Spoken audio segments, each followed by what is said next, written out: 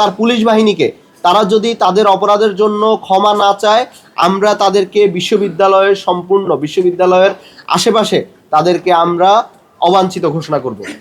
তো আমরা অবশ্যই পুলিশকে বলবো যে এই ধরনের মোরাল পুলিশিং বন্ধ করে দেশের নিরাপত্তার জন্য কাজ করতে। এবং আমরা খুব অবাক করে লক্ষ্য করছি যে সারা দেশে যখন আওয়ামী লীগের অফিসগুলো খুলছে, ছাত্রলীগ মিছিল দিচ্ছে, আওয়ামী লীগের নেতাকর্মীরা বিভিন্ন জায়গায় জড়ো হচ্ছে, স্লোগান দিচ্ছে, যাদের কার্যক্রম বাংলাদেশে আইনগতভাবে নিষিদ্ধ, ছাত্রলীগ বিভিন্ন জায়গায় মিছিল করছে, পুলিশ হচ্ছে তাদেরকে ধরতে পারে না, কিন্তু পুলিশ গিয়ে হচ্ছে বিভিন্ন জনকে জিজ্ঞাসা করে রাতের বেলা বাহিরে কি করে।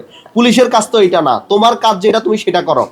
এবং আমরা স্পষ্টভাবে বলে দিতে চাই যে ছাত্রলীগকে, আওয়ামী লীগকে যারা বাংলাদেশে পুনর্বাসন করার চেষ্টা করছে, তাদের বিরুদ্ধে আমাদের যে রায় জুলাইতে ছিল সেই রায় আমাদের ভবিষ্যতেও থাকবে।